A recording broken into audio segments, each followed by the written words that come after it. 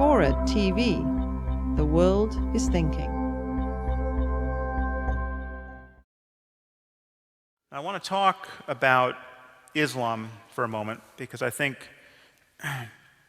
we are wise to be concerned about it. As you know, I'm concerned about religion in general, but I think we're wise to differentiate specific religious beliefs. And we are, I think, quite encumbered by political correctness and just frank confusion on this front. One problem is that we have this one word, religion, which names this truly diverse spectrum of fascinations and ideological commitments. And religion is a nearly useless term. It's a term like sports.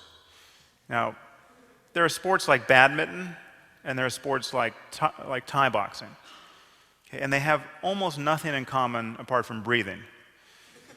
Right. Now, there are sports that are just synonymous with the risk of physical injury or even death. I mean, there's sports that are just synonymous with violence.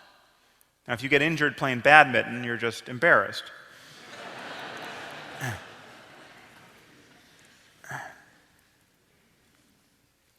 We're facing a problem at this moment.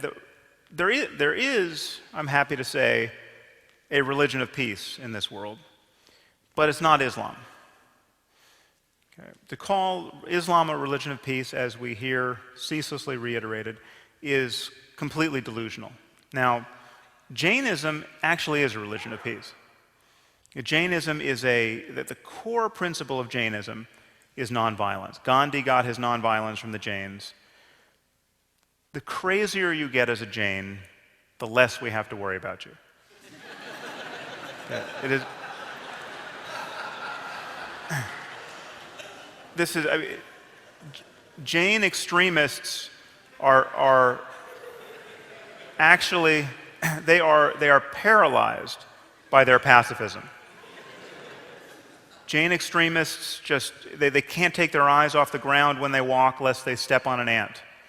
They filter every sip of water through cheesecloth lest they swallow and thereby kill a bug. I mean, needless to say, they're vegetarian. So the problem, notice, the problem is not religious extremism, okay, because extremism is not a problem if your core beliefs are truly nonviolent. The problem isn't fundamentalism, which we often hear this said. These are euphemisms. I mean, the only problem with Islamic fundamentalism are the fundamentals of Islam. Now, we have Mullah Omar and Osama bin Laden and Khalid Sheikh Mohammed.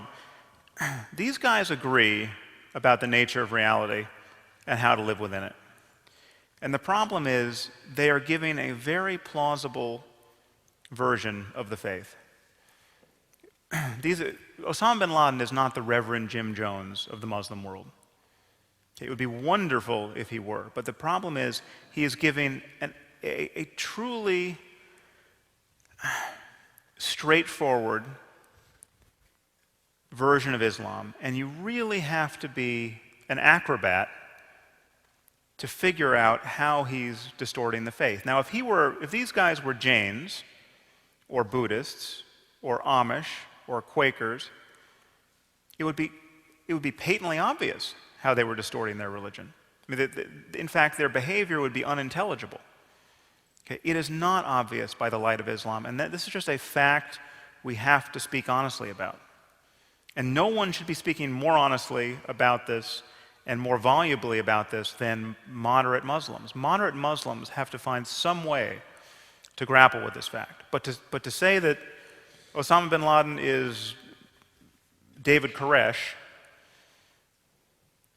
is just a lie, and it's a dangerous lie at this point.